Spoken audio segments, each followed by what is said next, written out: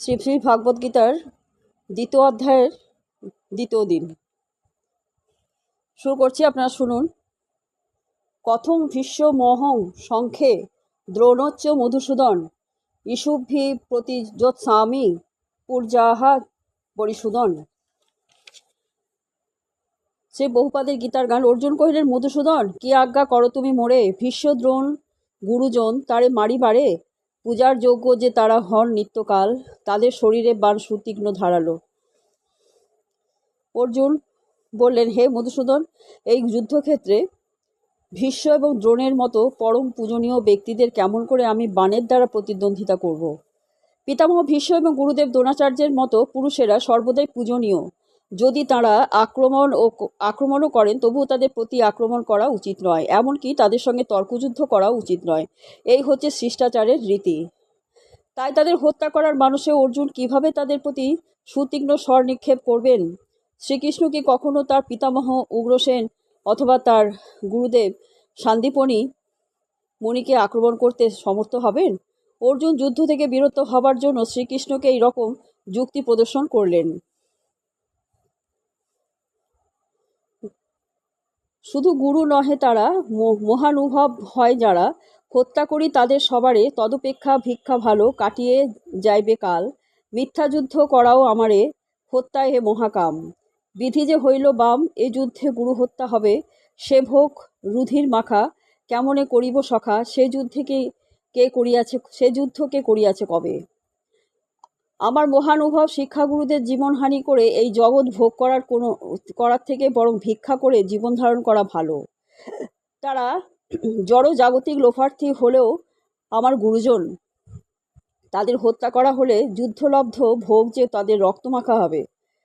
যে গুরু জঘন্য কাজে লিপ্ত হয়েছে এবং ভালো মন্দ বিচার বোধ হারিয়ে ফেলেছে, শাস্ত্রে সেই রকম গুরুকে পরিত্যাগ করতে নির্দেশ দেওয়া হয়েছে। দুর্যোধনের পক্ষে যোগ দেওয়া ভীষ্ম এবং দ্রোণাচার্যের উচিত হয়নি, কিন্তু তারা তা করেছিলেন, কারণ দুর্যোধন তাদের অর্থ দিয়ে সাহায্য করেছিলেন। কিন্তু কেবল আর্থিক সাহায্য পাওয়ার ফলে দুর্যোধনের পক্ষে যোগ দেওয়া তাদের উচিত হয়নি। এই অনুচিত কার্য করার ফলে তারা পাণ্ডবদের পরমার্থ শিক্ষাগুরুর পদের মর্যাদা থেকে বিচ্যুত হয়েছেন। কিন্তু তা সত্ত্বেও তাদের প্রতি অর্জুনের শ্রদ্ধা কোনো অংশের হ্রাস পায়নি, এবং অর্জুন এই কথা ভেবে মনে মনে শিহরিত হয়েছেন যে জাগতিক সুখ উপভোগ করার জন্য তাদের হত্যা করা হলে সে ভোগ হবে তাদের রুধির মাখা।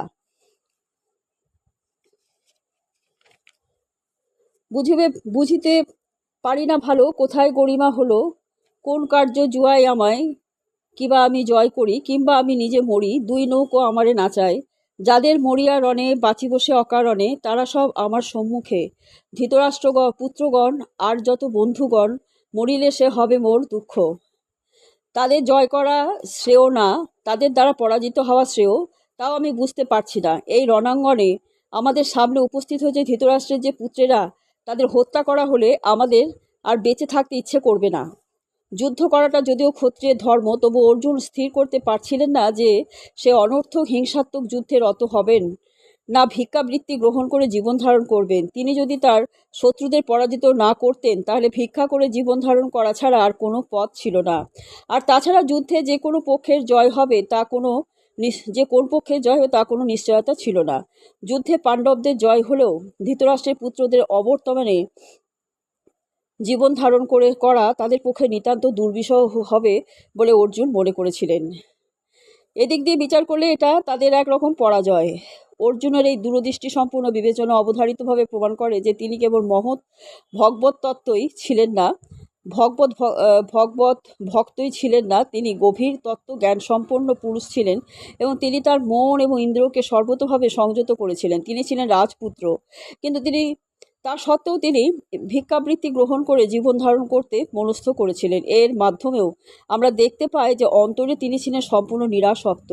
সমস্ত সদ্গুণাবলীর দ্বারা তিনি ভূষিত ছিলেন, এবং তার গুরুদেব শ্রীকৃষ্ণের মুখপদ্ম বাক্যের প্রতি তার গভীর নিষ্ঠা, এই দুয়ের সমন্বয়ের ফলে তিনি ছিলেন প্রকৃত ধার্মিক। এখানে সুষ্ঠুভাবে বুঝতে পারা যায় তিনি ছিলেন মুক্ত পুরুষ। ইন্দ্র যদি সংযত না হয়, তবে দিব্য জ্ঞান উপলব্ধি করা কখনোই সম্ভব নয়। এই দিব্য জ্ঞান এবং ভক্তি ছাড়া জড় জগতের বন্ধন থেকে কোনো রকমেই মুক্ত হওয়া যায় না। অর্জুন এই সমস্ত গুণাবলীর দ্বারা ভূষিত ছিলেন। তিনি ছিলেন সর্বগুণে গুণান্বিত কার্পণ্য দোষেতে দোষী, মোহেতে হয়েছি বশী, স্বস্বভাব হলো অপহত, নিজ ধর্ম ছাড়ি মোর জিজ্ঞাসী তোমারে দৃঢ়, কৃপা করি করহ সংযত, তুমি জানো হিত মোর, হয়েছি মহেতে ভোর, ভালো যাতে করহ বিচারে, হইন তোমার শিষ্য, দেখুক সকল বিশ্ব, শিক্ষা দাও এই প্রপন্নরে। কার্পণ্যজনিত দুর্বলতার প্রভাবে আমি এখন কিংকর্তব্য বিমূঢ় হয়েছি। আমার কর্তব্য সম্বন্ধে বিভ্রান্ত হয়ে আমি তোমাকে জিজ্ঞেস করছি যে এখন কি করা আমার পক্ষে শ্রেয়স্কর। এখন আমি তোমার শিষ্য, সর্বতোভাবে তোমার শরণাগত, দয়া করে তুমি আমাকে শিক্ষা দাও। তাৎপর্য হচ্ছে, প্রাকৃতিক প্রভাবে জড়জাগতিক কর্মচক্রের দ্বারা মোহাচ্ছন্ন হয়ে সকলেই হতবুদ্ধি হয়ে পড়ে। জীবনের প্রতিটা পদক্ষেপে আমরা এই মোহাচ্ছন্ন কিংকর্ত বিমূঢ়তা অনুভব করি। তাই আমরা সত্য দ্রষ্টা সদ্গুরু শরণ নিতে হয় এবং তিনি আমাদের জীবনের প্রকৃত উদ্দেশ্য সাধন করবার পথে পরিচালিত করেন। আমাদের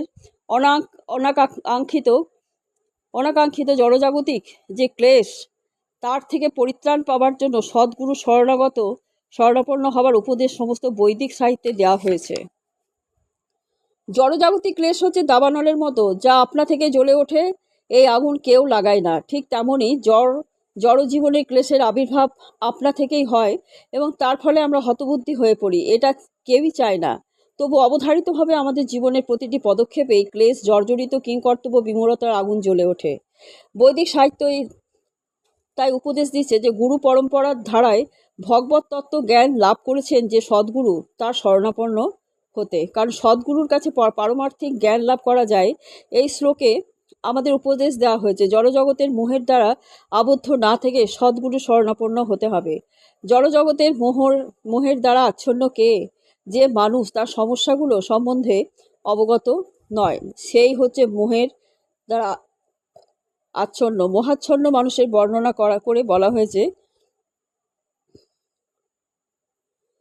যে মানুষ তার মনুষ্য জীবনের সমস্ত সমস্যার সমাধান না করে, আত্মস্থ উপলব্ধি না করে কুকুর বেড়ালের মতো এই জগৎ থেকে বিদায় নেয়, সে হচ্ছে কৃপণ। এই মানব জন্ম হচ্ছে একটা অমূল্য সম্পদ, কারণ জীব এই জন্মে সদ্ব্যবহার করে জীবনের সমস্ত সমস্যার সমাধান করতে পারে। তাই যে এই অমূল্য সম্পদের সদ্ব্যবহার না করে, সে হচ্ছে কৃপণ। পক্ষান্তরে যিনি যথার্থ বুদ্ধিমত্তা সহকারে মানব জন্মে সদ্ব্যবহার করে জীবনের সমস্ত সমস্যার সমাধান করেন, তিনি হচ্ছেন ব্রাহ্মণ। যে কৃপণ, সে পরিবার, সমাজ, দেশ, জাতি ইত্যাদি জনসম্বন্ধের প্রতি অত্যাধিক আসক্ত হয়ে তার সময়ের অপচয় করে। মানুষ প্রায়ই এক ধরনের চর্মরোগের দ্বারা আক্রান্ত হয়ে স্ত্রী, পুত্র, পরিজন সমন্বিত পরিবারের প্রতি অত্যন্ত আসক্ত হয়ে পড়ে।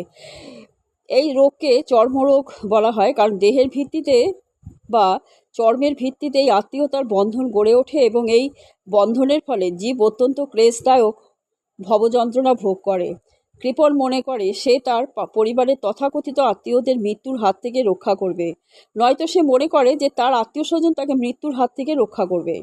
এই ধরনের পারিবারিক বন্ধন পশুদের মধ্যেও দেখা যায়। তীক্ষ্ণ বুদ্ধিমত্তা সম্পন্ন অর্জুন বুঝতে পেরেছেন যে আত্মীয় পরিজনদের প্রতি তার মমতা এবং তাদের মৃত্যুর হাত থেকে রক্ষা করার বাসনার ফলেই তিনি মোহাচ্ছন্ন হয়ে পড়েছিলেন। যদিও তিনি বুঝতে পেরেছিলেন যে তার যুদ্ধ করার কর্তব্য তাকে সম্পাদন করতে হবে, কিন্তু তবুও কৃপণতাজনিত দুর্বলতার ফলে তিনি তার সেই কর্তব্য সম্পাদন করতে পারছিলেন না।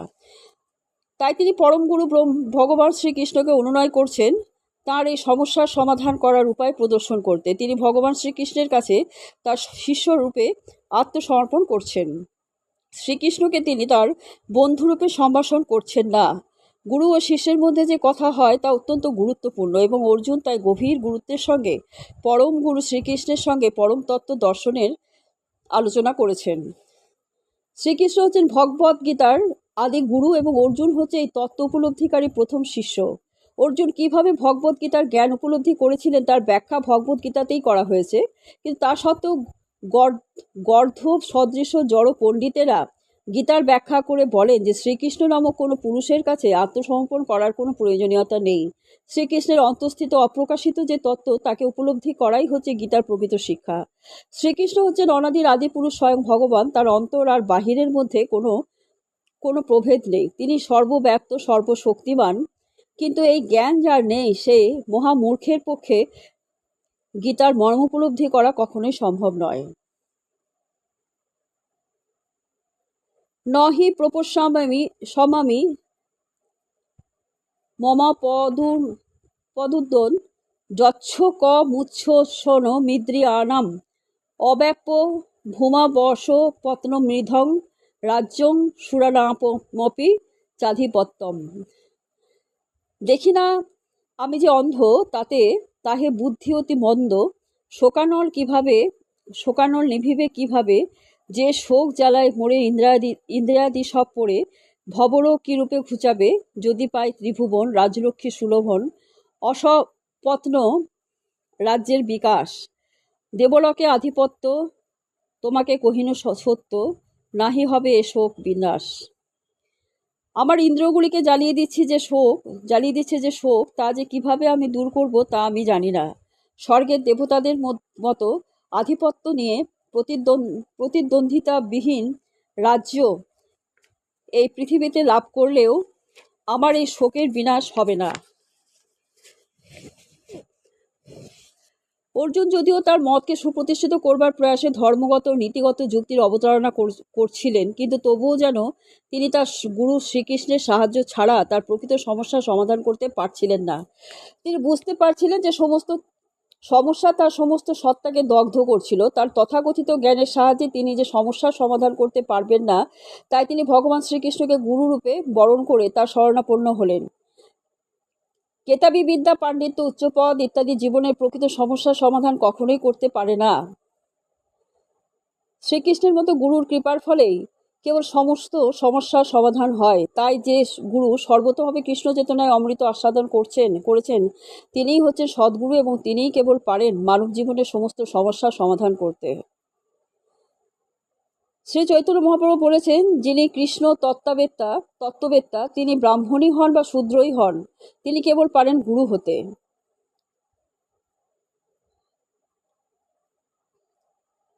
কিবা বিপ্র কিবা ন্যাসী শূদ্র কেনে নয়, যেই কৃষ্ণ তত্ত্ববেত্তা সেই গুরু হয়। সুতরাং তত্ত্বজ্ঞান না থাকলে সদ্গুরু হওয়া কখনোই সম্ভব নয়। বৈদিক শাস্ত্রেও বলা হয়েছে, সমস্ত বৈদিক জ্ঞান সম্পন্ন ব্রাহ্মণ যদি বৈষ্ণব না হয়, অর্থাৎ যদি সে কৃষ্ণ তত্ত্ববেত্তা না হয়, তবে সে গুরু হবার যোগ্য নয়। কিন্তু যদি নিচকুলোদ্ভূত শপথ চণ্ডাল কৃষ্ণ তত্ত্বজ্ঞানা সম্পন্ন বৈষ্ণব হয়, তবে সেও গুরু হতে পারে। জন্ম, মৃত্যু, জরা ও ব্যাধি, এই চতুর্বিধ সমস্যা জড় অস্তিত্বকে সর্বদাই জর্জরিত করছে, এবং ধন ঐশ্বর্যের সঞ্চয় অথবা অর্থনৈতিক উন্নতির মাধ্যমে কখনো এই সমস্যার সমাধান করা সম্ভব নয়। পৃথিবীর অনেক দেশ সব রকমের জাগতিক সুখ স্বাচ্ছন্দ্য পরিপূর্ণ। সে সমস্ত দেশ চরম অর্থনৈতিক উন্নতি লাভ করে ধন ঐশ্বর্যে পরিপূর্ণ হয়ে উঠেছে, কিন্তু তা সত্ত্বেও সেখানে জড় জীবনের যে সমস্ত সমস্যা, তা কোনো অংশেই লাঘব হয়নি। নানাভাবে তারা শান্তি পাবার চেষ্টা করছে, কিন্তু তাদের সেই সমস্ত প্রচেষ্টা সম্পূর্ণভাবে ব্যর্থ হচ্ছে। কারণ শান্তি লাভ করার একমাত্র উপায় হচ্ছে ভগবান শ্রীকৃষ্ণের উপদেশ গ্রহণ করা, অর্থাৎ ভগবদ্গীতা ও শ্রীমদ্ ভগবতের উপদেশ গ্রহণ করা, অথবা শ্রীকৃষ্ণের যথার্থ প্রতিনিধি সদ্গুরুর শরণ গ্রহণ করা।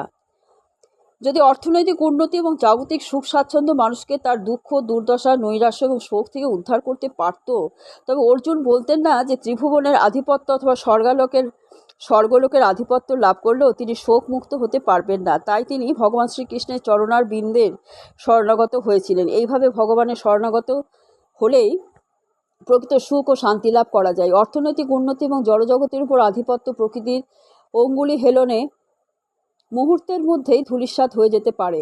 মানুষের গ্রহান্তরে যাবার আপ্রাণ প্রচেষ্টা, যেমন চাঁদে যাবার জন্য প্রচেষ্টা, তা প্রকৃতির ইচ্ছায় সর্বতভাবে বিনষ্ট হয়ে যেতে পারে।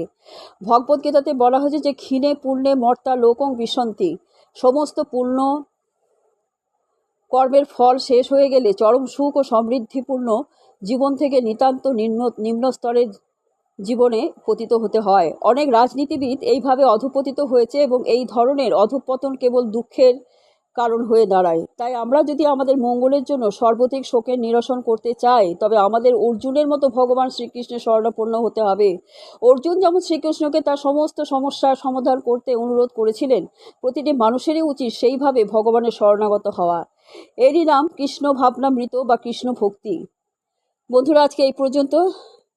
কালকে আবার পরেরটা শোনাবো আপনাদের।